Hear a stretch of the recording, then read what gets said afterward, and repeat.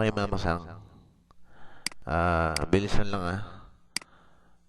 Okay. Una mong gagawin, punta ka ng computer, Control C, Program Files, Balax, tapos ito, meron ka na isa dito. I-copy mo lang, tapos i-paste mo. Kung mapapansin mo, may copy siya. Edit mo yung name niya. Okay, tanggalin mo to. Copy, tapos, di ba makikita mo may space sa gitna? Okay, tanggalin mo yung space. Okay, done. Okay na yan. Tapos, open natin ah.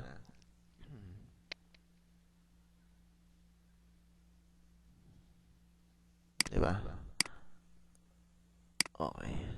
Ako nasisilipin ng ID ko.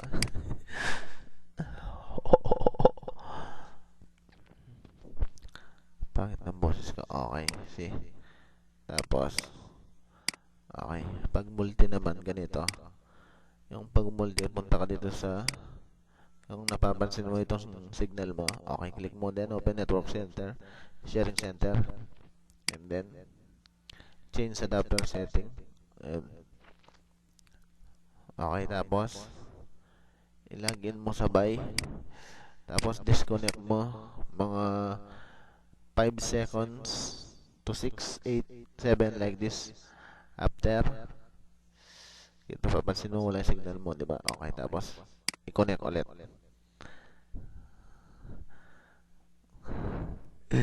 Sagwata ng boss ko, parang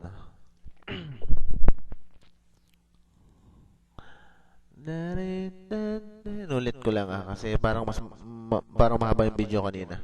Okay, tama. Ganun lang yung pagproseso. Okay. Sana nakuha mo. Okay. Off ko na para